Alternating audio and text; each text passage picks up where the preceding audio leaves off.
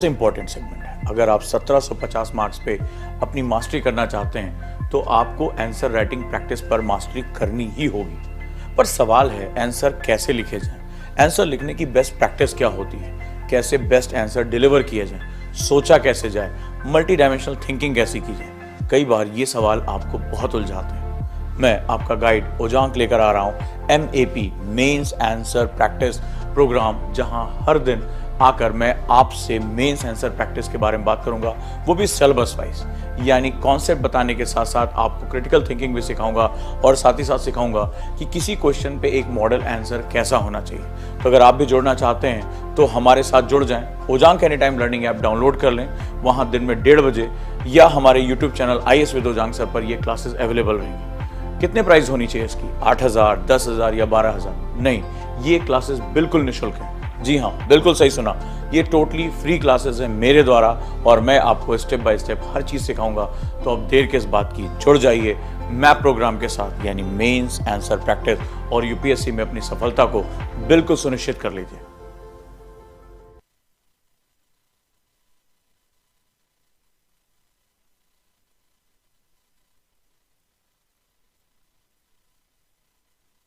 आप सभी का तहे दिल से बहुत बहुत नमस्कार और उम्मीद करता हूं आप बिल्कुल स्वस्थ होंगे और आज की क्लास के लिए तैयार होंगे।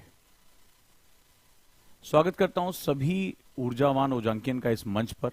और आज जैसा आप जानते हैं कि मेंस आंसर प्रैक्टिस का चौथा दिन है।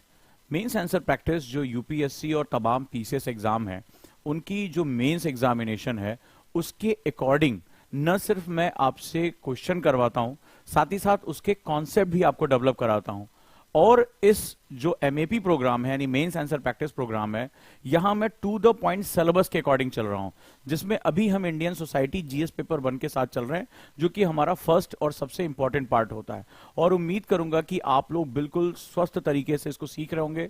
और जो मैं आर्ग्यूमेंट्स कर रहा हूं, जो मैं आपको नए नए फैक्ट्स दे रहा हूं, जो मैंने कल आपसे एक बहुत जबरदस्त डिस्कशन की थी, वो सभी आपको लेकर चलना है, अच्छे से पढ़ाई करनी है और आप जो है उसको लेकर आगे बढ़ सकते हैं।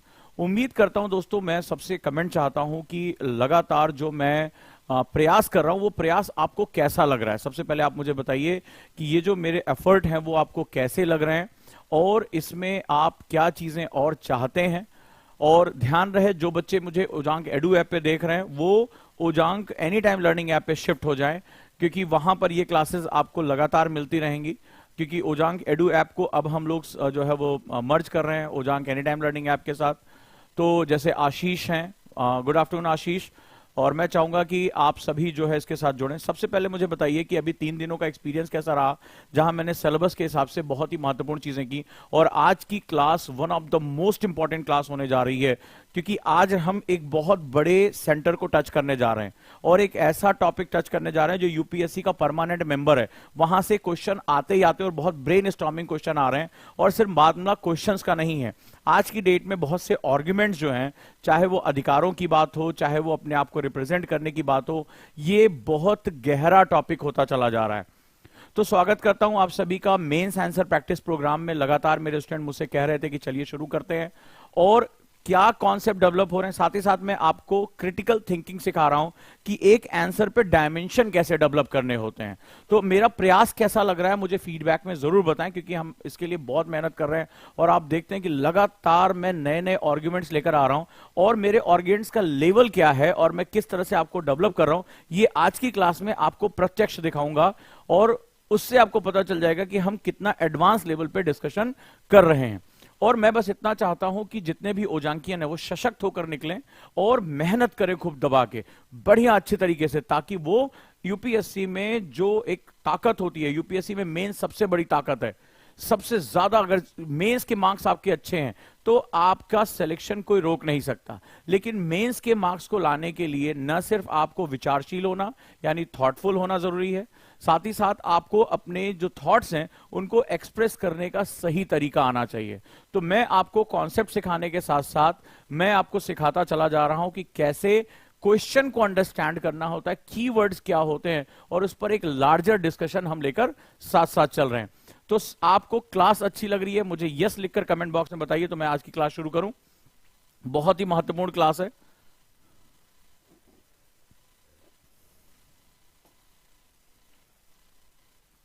लेट्स स्टार्ट, शुरू करते हैं हम लोग।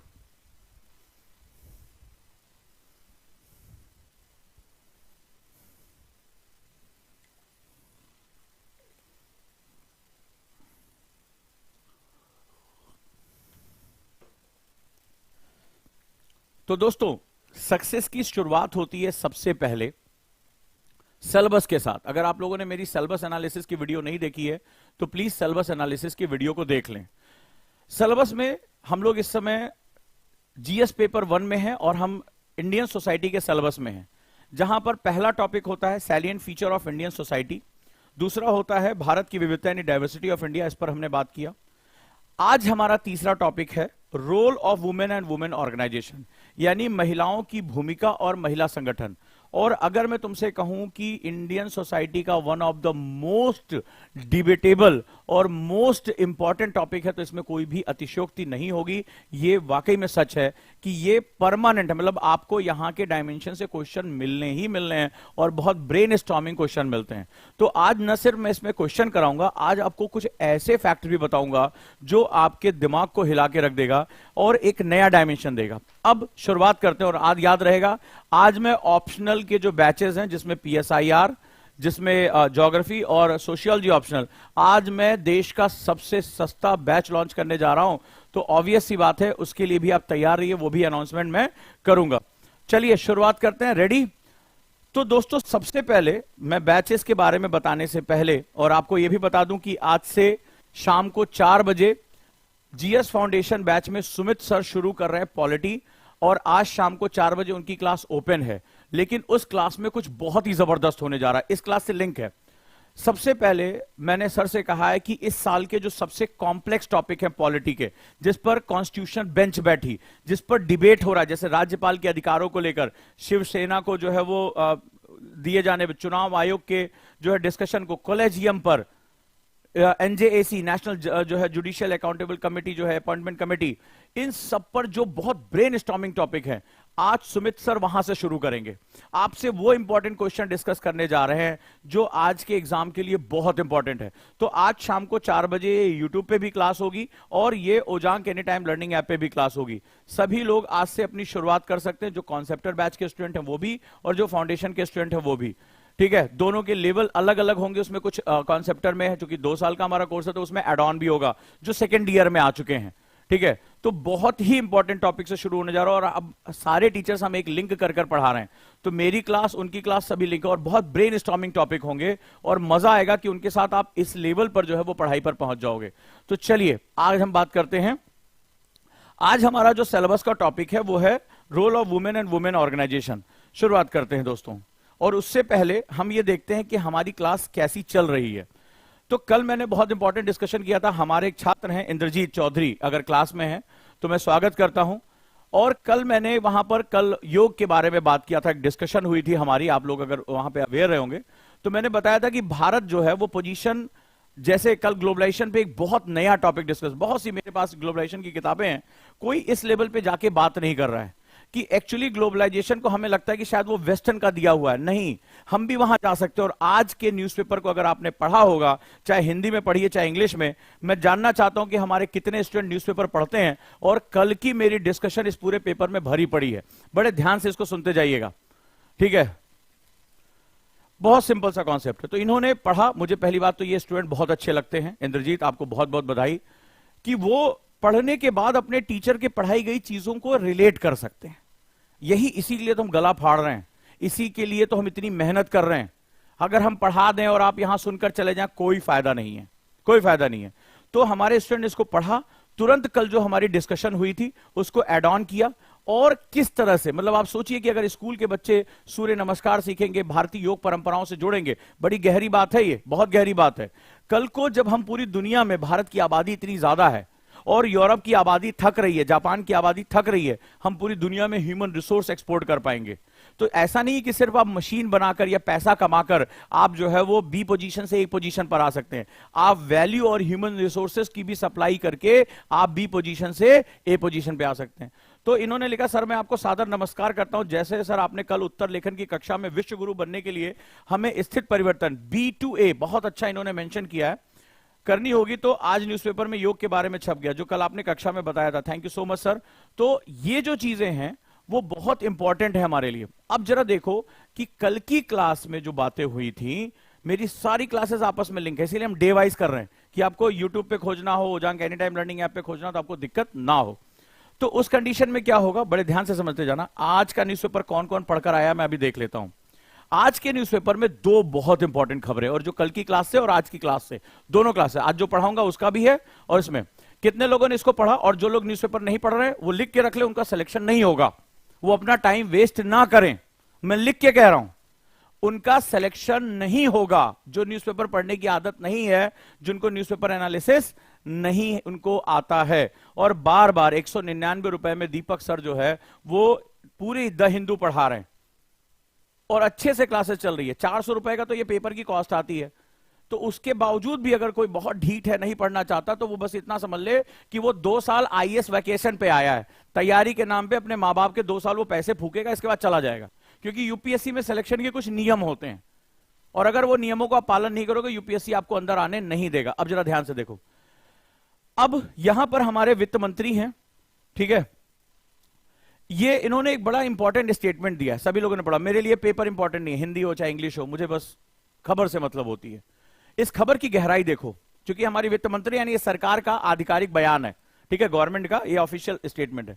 चीन का विकल्प, पहली बात, एक एक वर्ड को ध्यान से सुना करो, ऐसे पढ़ा जाता है चीन। हमने यहां चीन का जिक्र क्यों किया, मैं एक एक बच्चे से चाहता हूं, क्योंकि आज की क्लास उसी से रिलेटेड है। विकल्प, what is the meaning of option? ढूंढने वालों के लिए आकर्षण का केंद्र बना भारत। क्यों? कल ही क्लास में बता दिया था, आकर्षण का केंद्र बना भारत। आओ इस मेंस की क्लास में बहुत डेप्थ लेकर आओ सभी बच्चों से, मुझे इन तीनों का, वाई चीन, चीन की बात क्यों हुई, विकल्प का मतलब क्या होता है, ऐसे पढ़ा जाता है न्यूज़पेपर, और आकर्षण का केंद्र बना भारत, वाई, कैसे बन गया आकर्षण, मतलब क्या भारत ने जो है वो चारों तरफ क्रीम व्रीम लगा ली, एकदम जो है सज संवर के बैठ गए, ऐसा कुछ किया? मतलब भारत के जितने भी युवक युवतियां हैं सब एकदम लिपस्टिक पाउडर लगा के और ऐसे निकल गए, ऐसा आकर्षक हो गया जो आ रहा कर, वाह भारत में कितनी ब्यूटी है, ठीक है। लड़के भी जो है पूरा एकदम मार, एकदम वो तेरे नाम वाला बीच से मांग काट के एकदम जो निकल रहे हैं, ऐसा तो नहीं किया ना? या तुम्हें ऐसा लग रहा है आकर्षक हो गया है? हमने जो सारी दीवारें पुतवा दी, ठीक है, जहां पर वो लिखा होता था यहां डैश करना मना है, और वहां गंदगी, हमने उसको पुतवा दिया, हमने ये कर दिया क्या? नहीं, इसका मतलब समझो, ये बड़ा गहरा मतलब है इसके अंदर जो है निकल कर जो आया है। और यहां पर दिखा हुआ देखो, बड़ी संख्या में कुशल व प्रशिक्षित युवा हैं, कुशल व प्रशिक्षित युवा। कल हम डेमोग्राफिक डिविडेंड की बात कर रहे थे, ठीक है, और आज की क्लास का जो आंसर राइटिंग है इसी से रिलेटेड है। हो रही थी बात हो रही थी कि भारत कैसे बी पोजीशन से, तो जब ग्लोबलाइजेशन का कॉन्सेप्ट कल मैंने बताया था, बड़े ध्यान से सुनना, तो मैंने एक झरने का कॉन्सेप्ट दिया था, तुमने झरना तो देखा होगा, सबने कहा हाँ सर देखा था। तो मैंने बताया था कि ये हाई टेक्नोलॉजी हाई कैपिटल से चीपेस्ट लेबर की तरफ जाता है, ठीक है, और भारत के पास बड़ी मात्रा में कुशल कारीगर है, आबादी है, युवा आबादी है, डेमोग्राफिक डिविडेंड है ना, जनांकीय लाभांश है, डीडी। तो ये जो दुनिया भर का पैसा और टेक्नोलॉजी है वो किसकी तरफ आएगा? सस्ता लेबर की तरफ आएगा, कुशल लेबर की तरफ आएगा, ठीक। तो हम क्या कर सकते हैं? पहली चीज, अब चीन क्यों? चीन जो है उसको हम लोग दुनिया की क्या कहते हैं? प्रोडक्शन कैपिटल बोलते हैं, उसको दुनिया की फैक्ट्री बोलते हैं। चीन दुनिया में सबसे सस्ता और सबसे ज्यादा उत्पादन करता है, जिसकी वजह से वो पूरे जो मोनोपोली है उसके पास आ जाती है, वो मार्केट कंपटीशन को आउटरैंक कर देता, बाहर कर देता है। तो चीन की बात हो गई। विकल्प का मतलब क्या हुआ? विकल्प यानी जो लोग कैपिटल एंड टेक्नोलॉजी लेकर बैठे हैं, कैपिटल और टेक्नोलॉजी लेकर बैठे हैं, उन्हें इसके सिवा भी कोई ना कोई जगह चाहिए। अब विकल्पों का मतलब होता है किस तरह के विकल्प? What is the meaning of विकल्प? विकल्प जो होता है यानी ऑप्शंस की अगर हम बात करें तो ये पॉलिटिकल, जुडिशियल,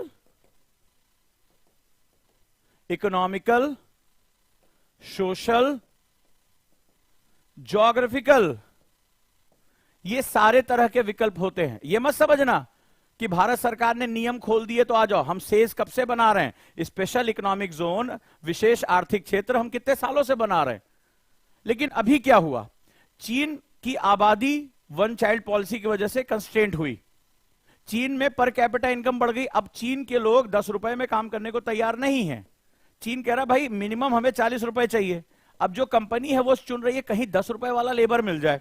लेकिन सिर्फ लेबर से काम नहीं होगा, सरकार मजबूत होनी चाहिए। ऐसा नहीं कि आज आपने कोई डिसीजन लिया, सरकार कल को मिली जुली सरकार धड़ाम से गिर गई, दूसरी सरकार बोले हम चीन का विरोध करते हैं और हम जो है फलानी कंपनी का, अमेरिका का विरोध करते हैं, हमारे वामपंथी दल है तो अमेरिका का विरोध कर रहे हैं, तो बोले हम ये पॉलिसी, तो भैया उसका सारा पैसा फंस जाएगा। ठीक है, तो क्या करना पड़ेगा, पॉलिटिकल स्टेबिलिटी चाहिए, भारत में है अभी।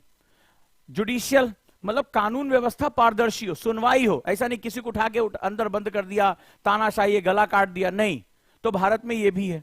इसके बाद भारत की इकोनॉमी और सोसाइटी दोनों तेजी से चेंज हो रही है। अभी अगर आज इसी न्यूज़पेपर में एक स्टेटमेंट आया अमिताभ कांत साहब का, जो हमारे नीति आयोग के जो सीईओ हैं, उन्होंने कहा कि G20 मंच का हम इस्तेमाल करेंगे भारत की डिजिटल ताकत को पूरी दुनिया में बताने के लिए। जैसे हमारा यूपीआई पूरी दुनिया में छा गया है, अब हम कई देशों के साथ रुपए में व्यापार कर रहे हैं ताकि हम डॉलर को चैलेंज कर सके। हाँ या ना, सुनते जा रहे हो, समझ में आ रहा है मैं कितनी गहरी बातें कर रहा हूं। जो लोग न्यूज़पेपर नहीं पढ़ रहे हैं वो आज तैयारी बंद कर दें, अपनी किताबें कबाड़ी वाले को बेच दें या किसी को सेकंड हैंड बेच दें, भला होगा उसका कम से कम।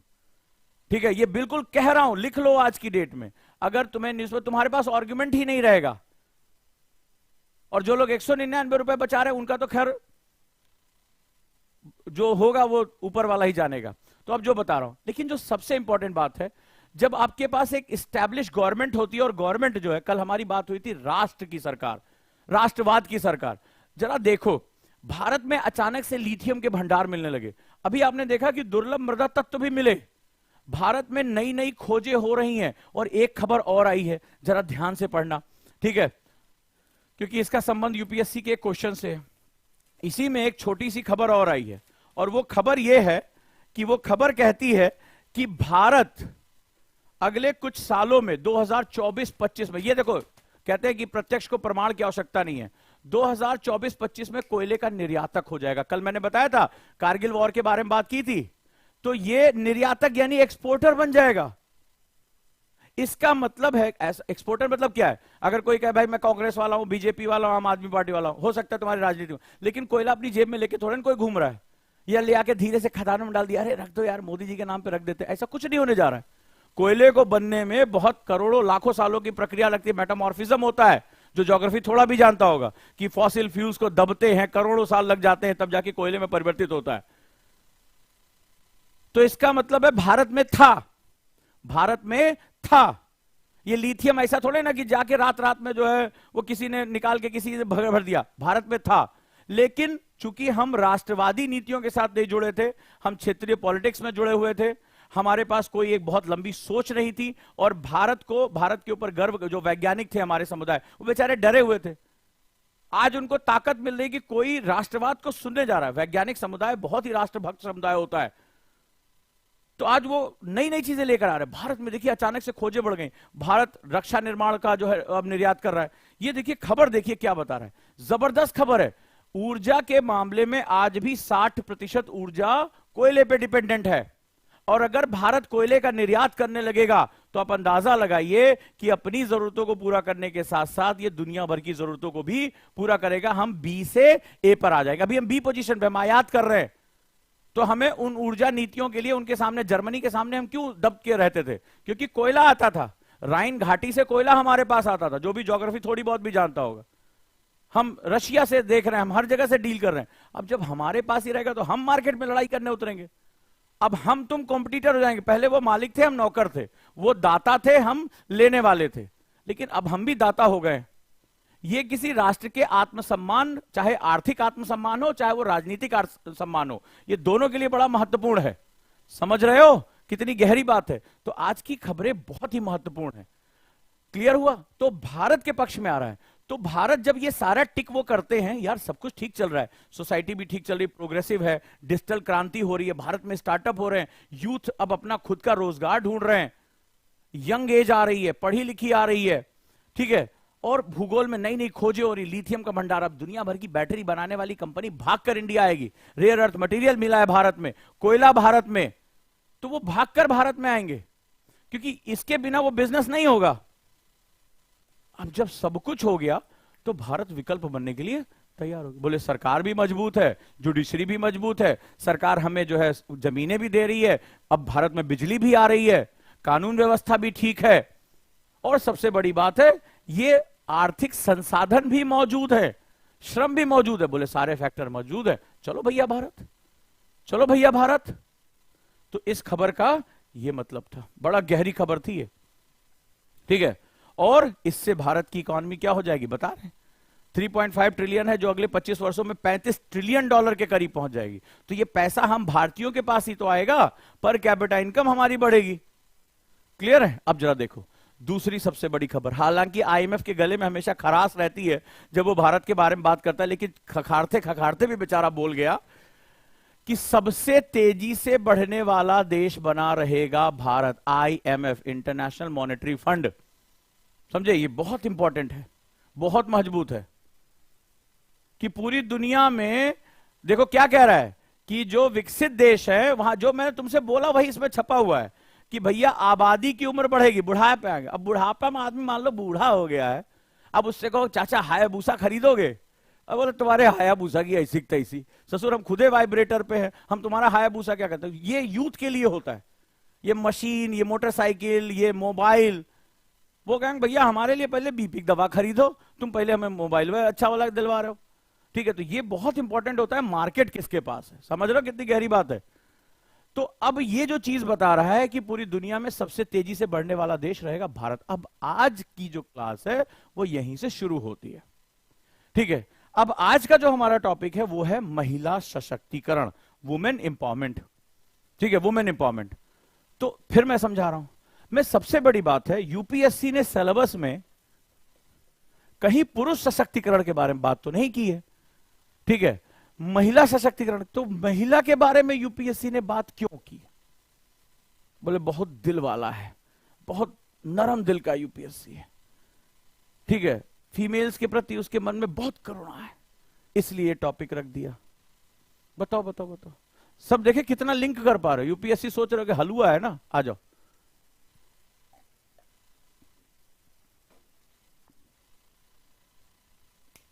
वुमेन ही क्यों, महिला का टॉपिक ही क्यों? हम तो जेंडर न्यूट्रल सोसाइटी की बात कर रहे हैं। अभी मत कहना सर आगे लेके जाना है, ठीक है, बताओ बताओ। हाँ, गुरुकुल की डेट 10 मई है, गुरुकुल 10 मई से शुरू हो रहा है रजिस्ट्रेशन, उसके एडमिशन क्लोज होने वाले हैं। ऑफलाइन क्लास के लिए अभी सब बताऊंगा क्लास के अंत में, ऑफलाइन क्लास नोएडा में शुरू हो रही है, उसके लिए आप आ सकते हैं। हाँ, इकोनॉमिक ग्रोथ के लिए, शाबाश, चलो चलो बताओ, मुंह में जो दही जमा हुआ है बोलो। कई लोग तो बोल ही नहीं रहे। कभी सोचा महिला सशक्तिकरण क्यों रखा? पुरुष सशक्तिकरण की भी तो जरूरत है कई जगह। अब देखो आशा बोल रही वुमेन इज द बेस्ट, अच्छा ये खुद है अपना तमगा लेके बैठी, मतलब मैन इज द वर्स्ट तुम्हारे हिसाब से हुआ।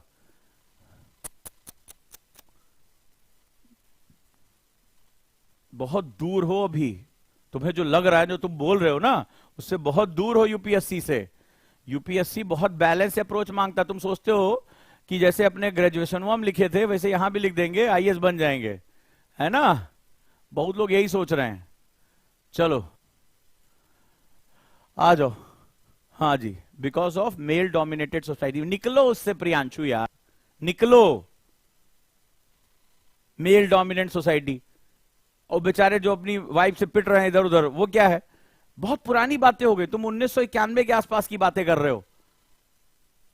आज शहर में मेल फीमेल दोनों जो है काम कर रही हैं। Try to understand the thing. Women को इंटरनेशनल लेवल पे स्ट्रांग बनाने के लिए कहा है, जहाज पकड़ उड़ जाएंगी क्या? पैट्रियार्की सुन लिया, भागे। अब जरा ध्यान से, अब जो कॉन्सेप्ट बता रहा हूं, तुम अगर यही सब लिखोगे ना तो मार्क्स नहीं देगा। घर पे आके मम्मी मम्मी मैंने मेंस लिख दिया, सेलेक्ट कभी नहीं होगे। अब जरा ध्यान से इसको सुनो, मैं क्या कहने की कोशिश कर रहा हूं। रेडी? पेन और पेपर तैयार है? तो चलो। अभी थोड़ी देर पहले हम डिस्कशन कर रहे थे इन खबरों पे, बड़े ध्यान से समझो। कि चीन का विकल्प ढूंढने के लिए आकर्षण बना भारत। ठीक है, तो Bharat is a destination, now destination, और इसमें बात कर रहा है युवा प्रशिक्षित लोग हैं। दूसरा, सबसे तेजी से बढ़ने वाला देश रहेगा आईएमएफ। ये दोनों खबरें इकोनॉमी की जान है। ठीक है, इकोनॉमी की जान है। अब जरा ध्यान से समझो कि मैं क्या कहने की कोशिश कर रहा हूं। जब हम वर्ड इकोनॉमी यूज करते हैं, आज जो बता रहा हूं उसकी गहराई को समझिए कि ये सब कॉन्सेप्ट जल्दी सुनने देखने को नहीं मिलते हैं। तो जब हम इकोनॉमी की बात कर रहे हैं, ठीक है, तो इकोनॉमी में सब कोई लेबर होता है, लेबर, क्योंकि यही लेबर एम्प्लॉयमेंट के लिए जाता है और किसी भी देश को इसी हिसाब से नापा जाता है। तुमने देखा होगा रोजगार का मुद्दा, फलाना मुद्दा हमेशा बना रहता है। तो इकोनॉमी के लिए हर चीज लेबर है। ठीक है, हर चीज लेबर है जो काम कर रहा है, इकोनॉमी इसी पे कोर करती है। ठीक है, इकोनॉमी इसी पे कोर होती है। तो अब पहली क्लास से जोड़ना शुरू करो, जो जो मैंने तुम्हें बताया, बड़े ध्यान से गहरी बात समझना कि ये जो है श्रमिक हो गया। मैं भी एक श्रमिक हूं, मैं शिक्षा दे रहा हूं। ठीक है, हर कोई एक श्रमिक है, कोई इंजीनियरिंग का काम कर रहा है, कोई डॉक्टरी का काम कर रहा है, तो ये सारे के सारे श्रमिक हो गए। इकोनॉमी केवल इन्हीं को, जो लोग श्रम करके योगदान दे रहे हैं, जैसे मैं योगदान दे रहा हूं, मैं अपने यहां 150 लोगों को नौकरी पे रखता हूं, तो ये क्या है, ये मेरा योगदान है अर्थव्यवस्था के लिए। मैं अपनी आय, इतने लोगों की आय, आप लोग आगे आईएएस बनेंगे तो आप भी क्या होंगे, श्रमिक ही होंगे। इसमें भी हर श्रमिक जो योग्य है, मतलब जो काम कर सकता है, काम करना जो है, अब उसमें जो लोग काम करने योग्य हैं, जिनको काम मिला हुआ, वो एम्प्लॉयमेंट का साथ हो गया, वो रोजगार के रूप में हो गया। क्लियर है यहां कॉन्सेप्ट? अब मैंने आपको बताया था कि किसी भी देश को समझने के लिए देश और काल, ये दो इंपॉर्टेंट कॉन्सेप्ट होते हैं। किसी को भूला तो नहीं कि किस टाइम जोन में है और किस ज्योग्राफिकल क्लाइमेटिक जोन में है। आप चीजों को जोड़ो, बार बार बोलूंगा तो और अच्छे से जुड़ जाएगा। अब जरा ध्यान से देखो, अब हुआ क्या कि जैसे तुम्हारे यहां जाति प्रथा है, ठीक है, जाति प्रथा कुरीति के रूप में, लेकिन अमेरिका में है, अमेरिका में जाति प्रथा है। किसे मान लो कोई हमारा जनवा आया तो जनवा के नीचे बिठा दिए, तुम खटिया पर नहीं बैठोगे जनवा, दूसरा कप लेकर आओ। ये तुम्हारे यहां हो रहा है, अमेरिका में तो नहीं हो रहा है ना। उनके यहां काले गोरे का है, हमारे यहां तो सब लगभग हमारे कलर के हैं। काले गोरे का हमारे ज्यादा झगड़ा ही नहीं है, थोड़ा बहुत 19-20 है, जब तक कॉलेज वॉलेज में है तो फेयर एंड लवली के चक्कर में और जो है फेयर एंड हैंडसम के चक्कर में पड़ेंगे, वो थोड़ा बहुत टीवी के प्रभाव में, नहीं तो हमारे सब ऐसे ही हैं, हमारे जैसे। ठीक है, कोई दिक्कत नहीं है। अब जरा ध्यान से सुनो, तो इकोनॉमी को कॉमन ग्राउंड चाहिए डिस्कशन करने के लिए। तो उनके यहां रेस है, तुम्हारे यहां रेस नहीं है। आपके यहां जाति प्रथा है, वहां जाति प्रथा नहीं है। ठीक है, ऐसे ही धर्म का आधार हो सकता है। तो अलग अलग देशों में अलग अलग सिस्टम चल सकता है, लेकिन इकोनॉमी एक कॉमन परिभाषा कैसे तय करेगी? बड़ी गहरी बात बता रहा हूं, और समझ में आए तो मुझे कमेंट में जरूर बताना कि सर मजा आ गया और कुछ नया मिला है। अब सभी देशों के लिए अलग अलग नियम तो नहीं बनाए जा सकते इकोनॉमिक के, एक यूनिवर्सल नियम बनाना है। ठीक है, तो अब जरा हम यहां बात करें तो यहां पर जो कॉमन विभाजन सभी देशों में मिलता है, चाहे वो किसी धर्म को मानते हो ना मानते हो, चाहे वो रेस में हो, नजातीयता में हो, पैट्रियार्कियल हो, मैट्रियार्कियल हो, कोई भी सोसाइटी हो, चाहे वो जाति आधारित हो, वर्ण आधारित हो, नस्ल आधारित हो, नजातीयता आधारित हो, किसी भी समाज में कोई विभाजन हो, लेकिन दो विभाजन प्रकृति ने बड़े कॉमन दिए हैं, एक मेल और दूसरा फीमेल, यानी स्त्री और पुरुष, जो कि सभी राष्ट्रों में बराबर जा सकती। गहरी बात है, समझते जाना। तो लेबर को मैं अलग अलग देशों की संस्कृति और जाति और धर्म के हिसाब से अलग अलग डील कर सकता हूं, लेकिन जो कॉमन डिवीजन होंगे वो महिला और पुरुष के होंगे। यस या नो? यस या नो? ये जो श्रमिक की, जो यहां पर निर्मला सीतारमन जी ने कहा, ये जो लाइन लिखी है कि भारत में युवाओं की बड़ी कुशल और बड़ी प्रशिक्षित युवाओं की संख्या है और भारत वैश्विक सप्लाई चेन की ओर बढ़ रहा है, ये इसमें जो इन्होंने स्टेटमेंट दिया है, इस स्टेटमेंट की गहराई समझो अब कि क्यों यूपीएससी ने इसके लिए अलग टॉपिक रखा। यानी यहां पर दो डिवीजन है, मेल का डिवीजन और फीमेल का डिवीजन, ये सभी के लिए कॉमन है, चाहे ईस्टर्न ब्लॉक हो, वेस्टर्न ब्लॉक हो, कोई भी हो। अब जरा ध्यान से देखो, तो मुझे अगर इकोनॉमी को इनहेंस करना है, जो कि हर राष्ट्र में, ये पीछे से जो लिखा है आईएमएफ ने बता दिया भारत प्रगति करेगा, तो इकोनॉमी में मुझे लेबर के ऊपर सारा खेल खेलना है, खासतौर पे एशियाई कंट्री के लिए, जो श्रमिक जो बी लेवल पे हैं उनके लिए काम करना, जो आपको कल मैंने समझाया था। अब लेबर में हमारे पास दो डिवीजन है, यानी लेबर जितना ज्यादा इनहेंस होगा उतना ही ज्यादा तुम्हारी इकोनॉमी में उसका पार्टिसिपेशन बढ़ेगा, स्किल वैल्यू एडिशन बढ़ेगी, मूल्यवर्धन बढ़ेगा। तो तुम्हारे यहां दो डिवीजन है, फीमेल और मेल का। अब तुम्हारी सोसाइटी जो है, इंडियन हमारी सोसाइटी जो है, वो पैट्रियार्कल सोसाइटी है, कई कारणों की वजह से पितृसत्तात्मकता है, यानी पुरुष को ज्यादा पढ़ने का मौका मिल रहा है, परिवार में उसको ज्यादा वरीयता दी जा रही है, महिलाओं की जल्दी शादी हो जा रही है, घर के अंदर रहना है, पर्दा प्रथा, बाल विवाह, ठीक है, धार्मिक कारण, जातीय कारण, तमाम तरह के कारण मिले हुए। अवसंरचना का विकास ना होना, लड़कियों के लिए कई बार अच्छे स्कूल में चली भी जाती है, स्कूल में तो वहां टॉयलेट फैसिलिटी नहीं है, सुरक्षा नहीं है, there are lot of reasons, वो चाहे ज्योग्राफिकल हो, पॉलिटिकल हो, सोशल हो, इकोनॉमिकल हो, किसी भी तरीके का कारण हो सकता है। तो होता क्या है कि जब ओवरऑल आप इकोनॉमी को देखते हैं तो मेल पार्टिसिपेशन तो है लेकिन फीमेल पार्टिसिपेशन कम है। अच्छा, इन दोनों को मिलाकर हमारा लेबर फोर्स हो रहा है। कहीं भी निर्मला सीतारमण ने नहीं कहा कि पुरुष युवा पुरुष शक्ति है, कहीं भी कोई देश नहीं कहता, वो कहता है हमारे टोटल डेमोग्राफिक डिविडेंड। अब इसमें क्या होगा, मान लो दोनों का इस समय लगभग 50-50 है, मान लो एग्जांपल 50-50 है, 51-49 है, तो जब भारत अपनी श्रम शक्ति की बात करेगा तो केवल यही काउंट होगा। अब वो घर में जो झाड़ू पोछा कर रही है, खाना बना रही, बच्चे पाल रही, वो काउंट ही नहीं हो रही है। जीडीपी में उसका कहीं योगदान है ही नहीं है। जीडीपी में योगदान किसका है? पुरुष का, जो कि कुल आबादी का 50% है।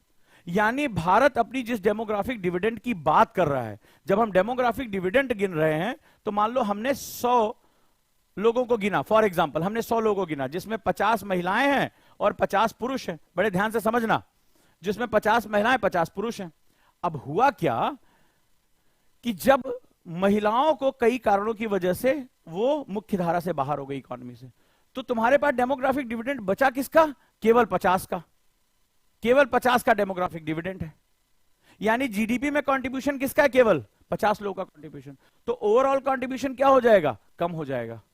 लेकिन जब राष्ट्र के संसाधनों को बांटने की बारी आएगी, मतलब राष्ट्र चाहता है कि भाई महिलाओं को भी 2 वक्त का खाना मिले, सब कुछ मिले, सुविधा मिले, आबादी के लिहाज से, जैसे क्या होता है, मान लीजिए आपने एक सड़क बनाई कि इसमें 1000 लोग चलेंगे, तो 1000 पुरुष और महिला दोनों चलेंगे, लेकिन जो इनकम आ रही है वो केवल पुरुषों से आ रही है, या केवल जो है वो लेबर फोर्स में काउंट हो रहे हैं, ये लेबर फोर्स में काउंट नहीं हो रही है।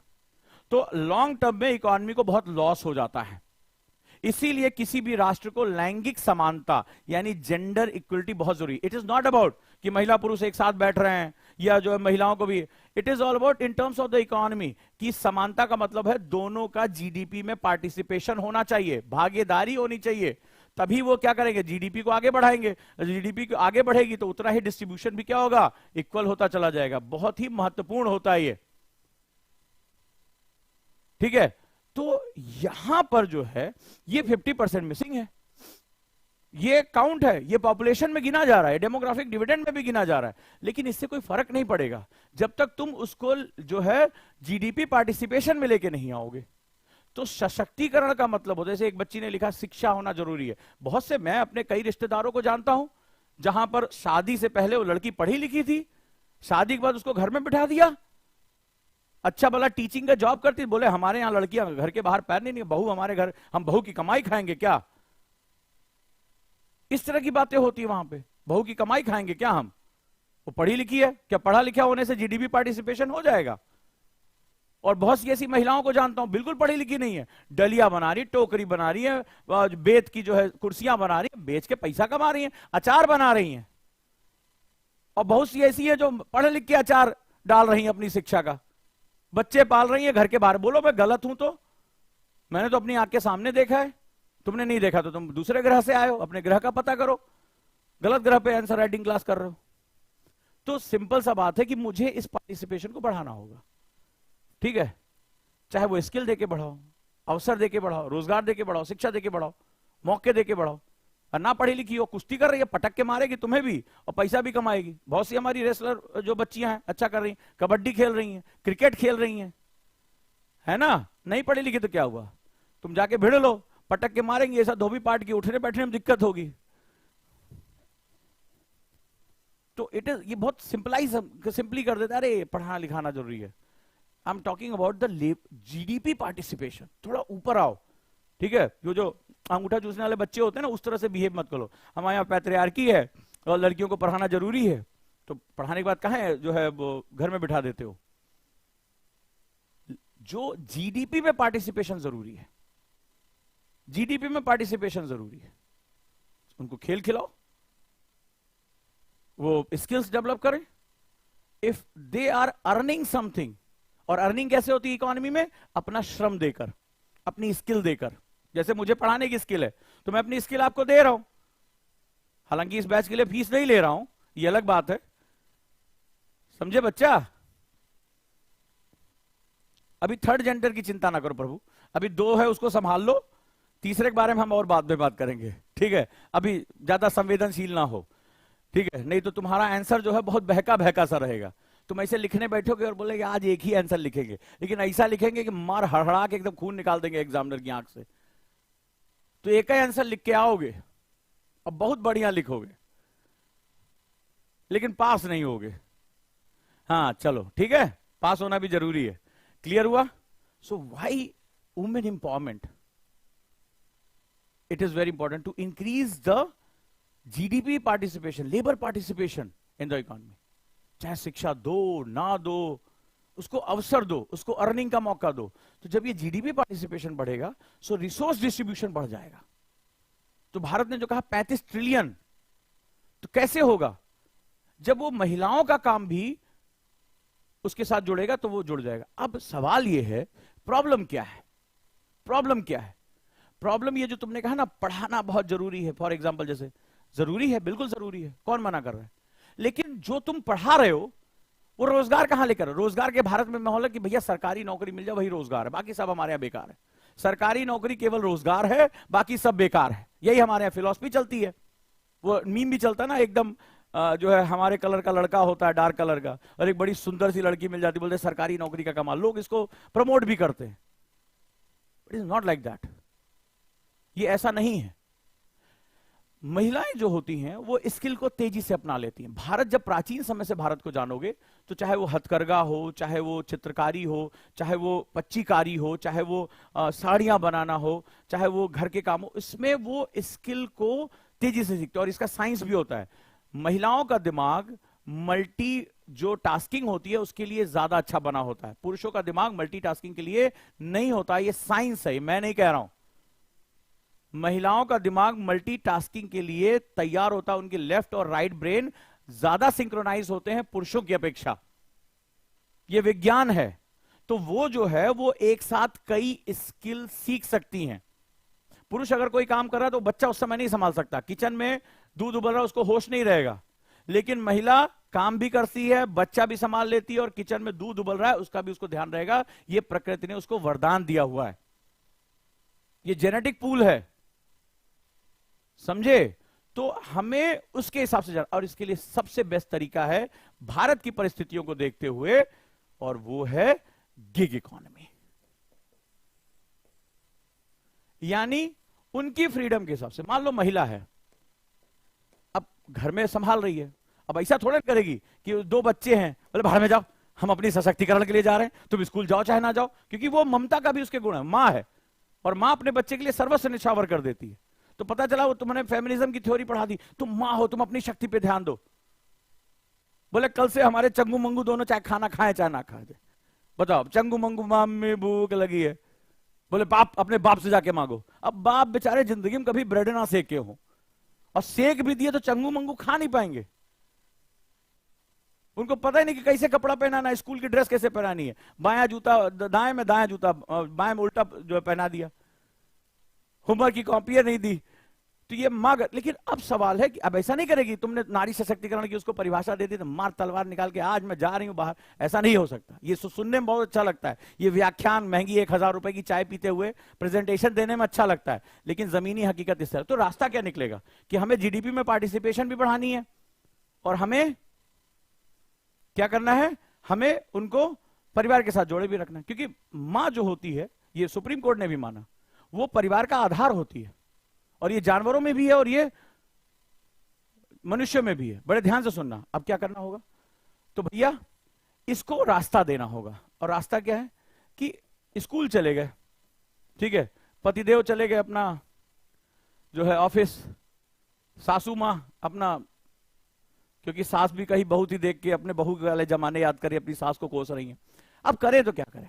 इस समय अगर इकोनॉमी तुम्हारी फ्लेक्सिबल है, your economy must be flexible, उसके लिए कुछ घंटों का काम है, कुछ घंटों की डिमांड है, तो वो अपने समय को यूटिलाइज कर सकती है, हाँ या ना। मान लो उसके पास 4 घंटे बच गए, अब बच्चे आएंगे 4-5 घंटे बाद, ठीक है, अब 4 घंटे बच गए, she want to earn something, she want to live on own feet, वो अपनी जिंदगी अपने दम पे जीना चाहती है।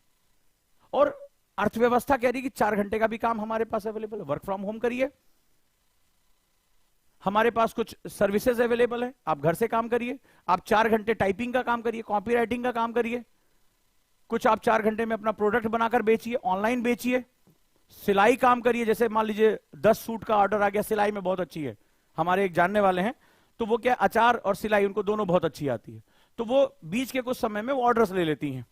ये मैं अपने आसपास देख के बता रहा हूं। तो ऑर्डर्स ले लिया, तो भैया उन्होंने क्या, 10 सूट हम सिल के दे देंगे, पर सूट का हमें 200 रुपया या 300 रुपया चाहिए, तो उन्होंने सिल के दे दिया।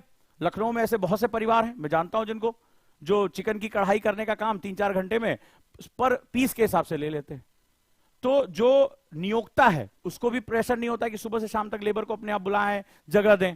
और इन महिलाओं के लिए भी बड़ा अच्छा है, मान लीजिए किसी होटल का ऑर्डर है, मान लो ये जो फूड डिलीवरी ऑर्डर्स है, तो भैया आप 4 घंटे में कुछ डिशेस बना दीजिए, हम यहां से सप्लाई करा देते हैं। किसी ऑफिस में हमें देना गरम रोटियां, गरम सब्जियां, कोई महिला बहुत अच्छा खाना बनाती है, मुंबई में अगर आपने डब्बा वाला कॉन्सेप्ट देखा होगा। सो when you have the apps, when you have the technology, when you have the digital power, when you have the flexibility in your economy, तो गिग इकोनॉमी डेवलप हो जाती है। यानी जितनी जरूरत होगी उतना काम करेंगे। और हम जो ये सोच के बैठे थे महिला को मारेंगे, इतना ताकतवर कर देंगे अपना परिवार, भग चंगू मंगू भग यहां से, मार बच्चों को भगा दिया, स्कूल जाओ, तुम्हारा बाप छोड़ कर आएगा, आज से वो देखेगा तुम्हारा काम। सास को निकाल के बैठा, बोला बहुत तुम आराम कर लियो, जाओ किचन में बैठो। तो ये नहीं हो सकता, क्योंकि हमारे देश काल में वो अमेरिका का फैमिलिज्म अलग है, वहां 16 साल के बाद बच्चे माँ बाप के साथ नहीं रहते। और हमारे यहाँ बच्चे अगर इस उम्र में अलग हो जाए तो पूरे मोहल्ले में कहानी शुरू होती है, हाय फलानवा का लड़का अलग हो गया, बाप बेटे में झगड़ा हुआ, क्या अरे होगा ना, शराबी होगा तभी निकाल बाहर किए ससुरे को। इसी तरह से बात होती है। समाज को देखो ना, इंडियन सोसाइटी पढ़ रहे हो तो इंडियन सोसाइटी को देखो, अमेरिकन सोसाइटी थोड़ा देखोगे कि सर वो फेमिनिज्म का कॉन्सेप्ट पढ़े थे, लारा जो है वो अपने पैर पे खड़ी थी। अरे वहां सबसे ज्यादा सिंगल पेरेंट्स हैं, लारा के बच्चे से पूछो तुम्हारा बाप कौन है, बताएगा या तो पिता पाल रहा है या केवल मां पाल रही। सबसे ज्यादा डिवोर्स के केसेस हैं अमेरिका में, हमारे यहाँ नहीं है ना, हमारे यहाँ परिवार की व्यवस्था अलग है। तो भारतीय समाज को पढ़ोगे ना, हाँ या ना, मजा आया? तो आज का क्वेश्चन भी देख लेते हैं, लगे हाथ। क्वेश्चन लिखो, भारत में महिलाओं के सशक्तिकरण की प्रक्रिया में गिग इकोनॉमी की भूमिका का परीक्षण कीजिए। चलो भैया शुरू करो, explain the role of gig economy. सब समझा दिए हैं, इतना बढ़िया कोई नहीं समझाएगा। गिग इकोनॉमी यानी फ्लेक्सिबिलिटी के साथ जितनी जरूरत उतना काम, नहीं जाएंगे हम सुबह 10 से 6 बजे नौकरी करने, हम 4 सूट सिल सकते हैं डेली, मुझे 1200-1400 मिल जाएंगे, मेरे लिए बहुत है, मेरी अपनी जरूरत है। हम अचार बना लेंगे 4 घंटे, हम एक सेल्फ हेल्प ग्रुप है, हम 4-4 घंटे सारी महिलाएं जो है दिन भर का घर का काम करके इकट्ठा हो जाते हैं, हम अचार डाल देंगे, बेच देंगे, मार्केटिंग कंपनीज ऑनलाइन हम बेच देंगे, अमेजन पे फोटो चिपका देंगे, जो ऑर्डर आएगा हम सब पहुंचा देंगे। आज की डेट में तो बहुत सा है, आजकल लोग जो है मोटरसाइकिल पे आते हैं सामान इधर उधर देने के लिए, बहुत आसान हो रही है। इसी वजह से भारत में आज अमिताभ कांत साहब ने कहा कि G20 में भारत एक मंच का इस्तेमाल करेगा अपनी डिजिटल ताकत को दिखाने के लिए। भैया सब जोड़ते जाओ, पढ़ा करो अकबरवा, उसको काहे जो है दाल और चावल रख के खाने के लिए इस्तेमाल कर रहे हो। और देखो खुशबू यादव को चिल्ल, सिमरन कहां से हो, कानपुर में, बता दो भाई सिमरन, घर का एड्रेस वड्रेस दे दो, आंसर वैंसर तुमसे लिखा नहीं जाएगा और ना इनका सिलेक्शन होगा।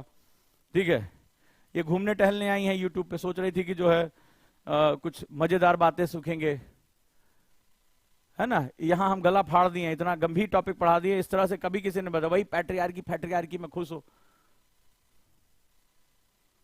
हाँ, और ले लो पता, और ले लो पता, ये तो ऐसा बना रखे जैसे डेटिंग वेबसाइट हो चारों तरफ लोग जो है एक दूसरे के एड्रेस पे पूछते हैं, हाँ ओजांग सर का गला जो है छिल जाए, इससे कोई मतलब नहीं है। सो भारत में महिलाओं के सशक्तिकरण, अब समझ में आया what is the meaning of women empowerment, हाँ या ना, एक एक पॉइंट को पकड़ो। दूसरा, भारत, हमारे देश काल की बात अलग है, महिलाओं के सशक्तिकरण की प्रक्रिया, what is the meaning of why. सबसे पहली बात है ये क्यों इंपॉर्टेंट है, आज की क्लास से क्लियर हुआ, हाँ या ना।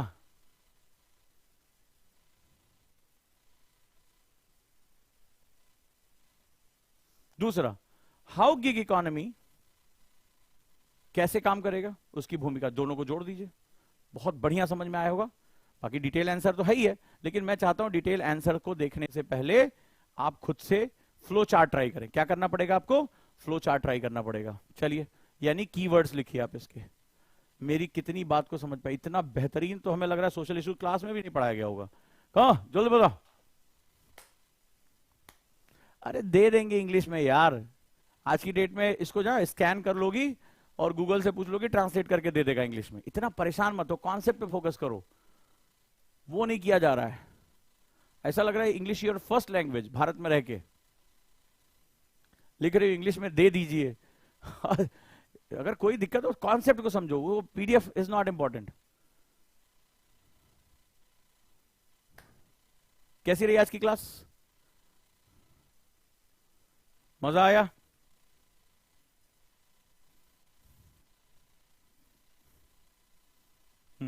अरे तो मजा ज्यादा मतलब बता रहे हैं अगला क्या करना है।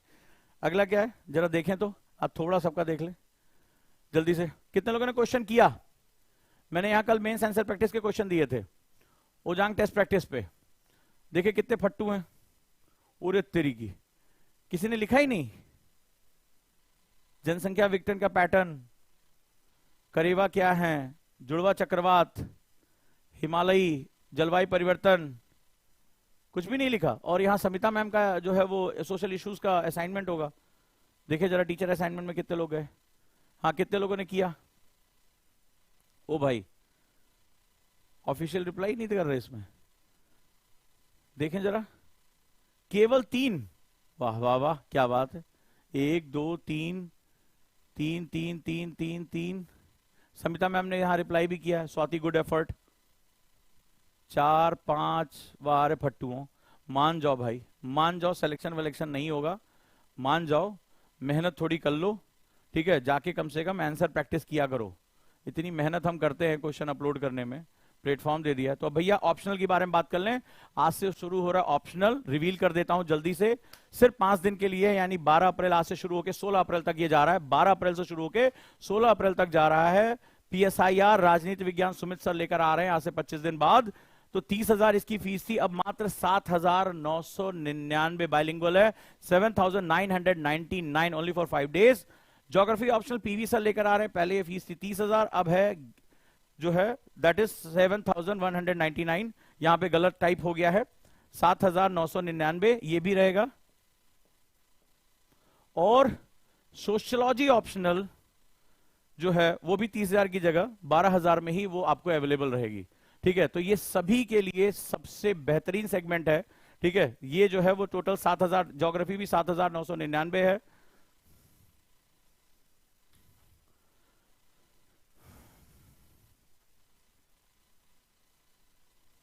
राइट, तो ज्योग्राफी ऑप्शनल के साथ जुड़ जाइए तेजी से, और आप फॉर्म भी भर सकते हैं जो लोग जुड़ना चाहते हैं।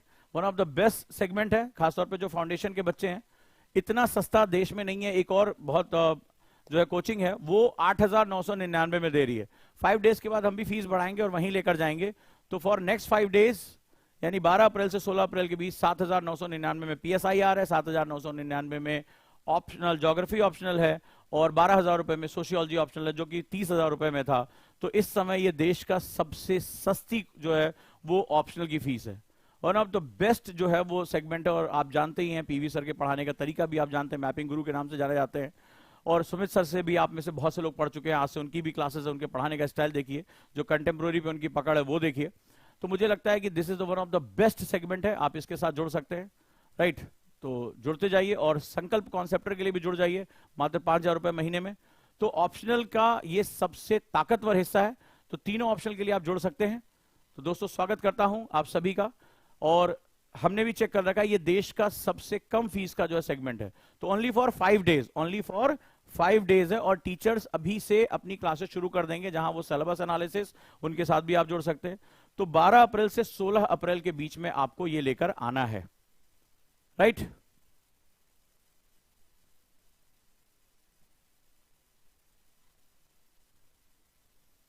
तो आप सभी का बहुत बहुत स्वागत है। इसको चूकिएगा मत, क्योंकि 5 डेज के बाद इसकी फीस हम भी जो एक दूसरे संस्थान उसके बराबर ही कर देंगे।